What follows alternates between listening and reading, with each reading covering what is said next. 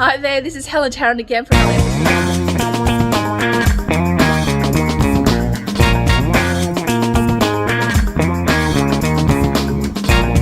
Here with our whole team. Wow, it's massive.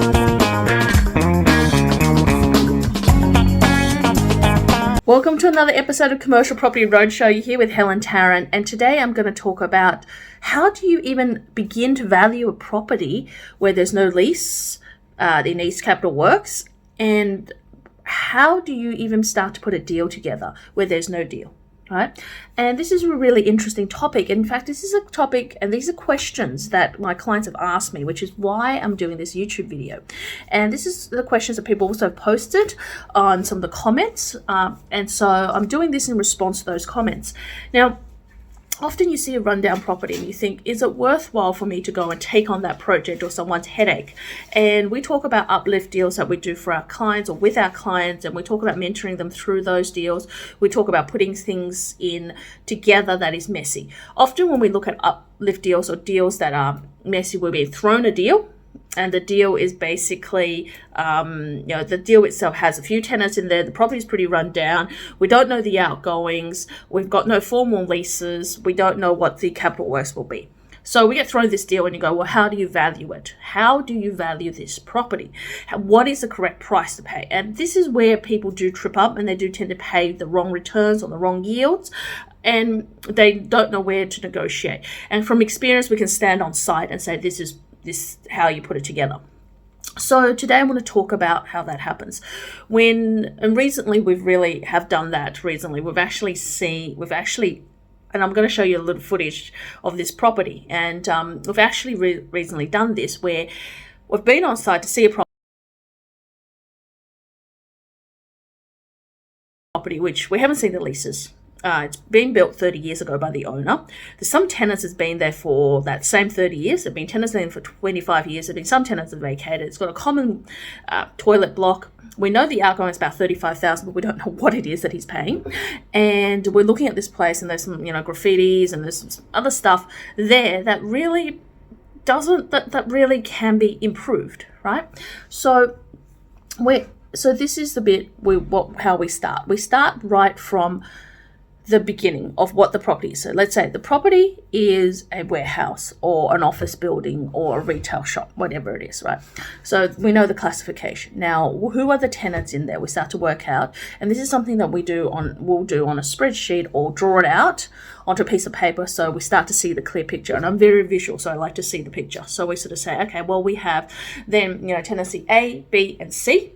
And tenant A might occupy a small area. Tenant B might have 2 or 3 areas, and tenant C might operate 2 areas, right? So there's altogether really 5 tenancies rather than 3 tenants. So 5 tenancies, and you can broken up into 5 tenancies. Now, then we ask is what is the tenant like? So we need, for a property like this, we need to go and have a site inspection. So we need to see internally, has those walls been removed, or those walls need to come back in, or how easy is it to remove, or is it just a doorway that's been created, right? We look at amenities, right? Like a common cubicle. So then we know, okay, so there's got to be some cleaning costs, or then we obviously will walk through and look at the driveway, look at the back, look at the building, and then of course go on Nearmax and have a look at the actual roof and say, okay, well, with this, what we're seeing is potentially there's going to be roof works in the next 3, 5, or 7 years. The toilet blocks require some upgrading. How much is that going to be? And also then, is there any asbestos in the building? Anything that is major structurally that's going to affect you in the next 12 or 24 months? And those are the things we ask those questions front up, or we go and find those questions. Now, from there, what we then try to piece out is the rent, because the rent determines the value of the property ultimately. So the rent, the tenants, and you can see based on the state of the building, if it's a rundown building, or if it's a little bit medium, so it's got no major leaks, no major issues, but it doesn't have the fanciful fit out, then they're paying a mid-tier rent. Or it's fully beautifully decked out, fully built, and they're paying a higher end rent, right? At the end of the day, it is all about what we can what it is we can do with the property. So if it's in the low to mid range, which is most of the time you are going to see that in a situation where you're going to have uplift, you're not going to have a beautifully decked out building. So in that case, what we're seeing is it's going to be low to mid rent, and we're going to see if the rent is actually going to match mid to low. If the rent matches mid to low, then we don't have a problem. If the rent's exorbitantly high for a low to medium property, then what are we going to do is that in this situation is that we're going to have, well, the rent will be pulled back and we need to adjust for market rent. Then we go out and we do some research on what similar rents are going to be in the market, what it could be. So it's all about what it could be. So, the rent they might be paying might be $100 a square meter or $120 a square meter, but it could be $250 a square meter. So, industrial rents typically somewhere around $150 a square meter. Well, we're seeing here in around Southport area and or we're seeing that it could be $250 a square meter. Now, what kind of fit out do you need for $250? Can your building that is low to mid tier become a $250, right? And how much do you have to spend? So that's the question. But currently, then we try to establish a baseline. We try to establish a baseline and we go, okay, tenancy 1, being this type of tenant pays this rent. Is this tenant paying this rent? No, yes or no. If they're not, then we take the current rent and go, this is a potential, right? Tenancy 3, 4, and 5 belonging to one tenant, or 3 of these belong to 2, 3, and 4 belong to one tenant. Then what are they paying? Are they paying slightly less because they're larger tenants, or because they've been there on a sweetheart deal because they've been there for so long? And then we've got 5 and 6 and seeing what they do.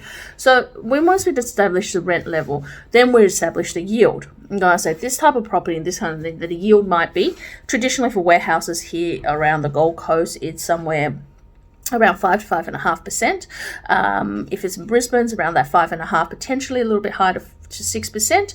Anything in regional, we're looking at 6.5%. Anything in Sydney, Melbourne, we're looking at 3.5%, right? So then we go, okay, based on the rent, let's say the rent is $100,000, then, this property is probably going to be trending somewhere around 1.5, 1.6 mil in terms of purchase price. So is it worth it? Then the question comes back to, is it worth it? If it is worth it, and the way you would establish whether something is worth it or not is that what can you do with it, right? Straight up, do you get that income? If you get $100,000, you don't have to do a lot with it, and you get that, and it's passive, it gives you $20,000, $30,000, $40,000 passive, fantastic. Buy the property, because in the future you'll have some uplifts.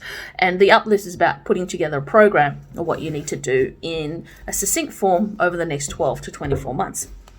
But let's just say that if there's not going to be uplift, this is as best it's going to be, then you need to add where it's going to be with a diminishing return. It's not going to be worth a 6%, it's potentially a 7%.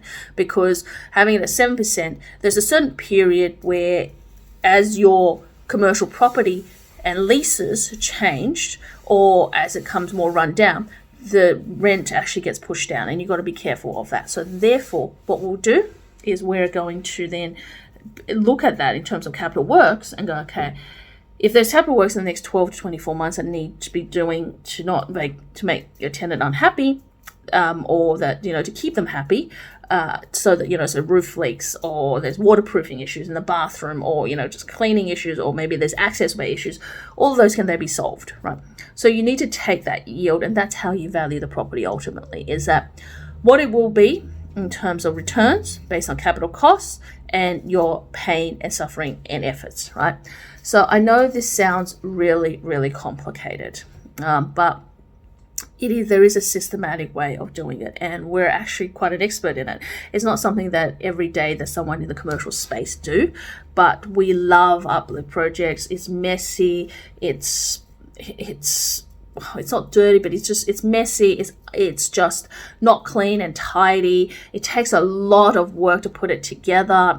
Typically, an uplift deal will probably take anywhere from 2 to 3 months to put the deal together. Often, the person who's doing it, looking at it, will be waiting on the sidelines, and it'd be frustrating.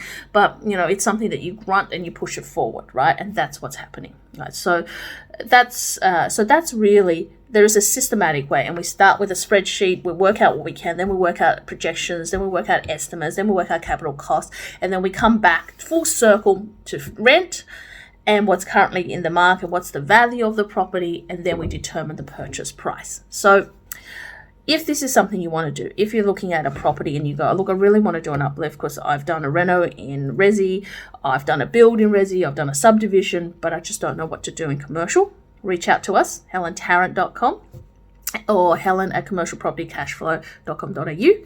Also check out unicorn.com.au. This is what we do here at Unicorn Commercial Properties, that we really do specialize in the hard stuff, but we also help people build a portfolio, whether that's 20 million, whether that's 2 million, whether that's 5 million, whether you're buying a $500,000 property, or whether you're buying a $5 million property. We have a solution for you.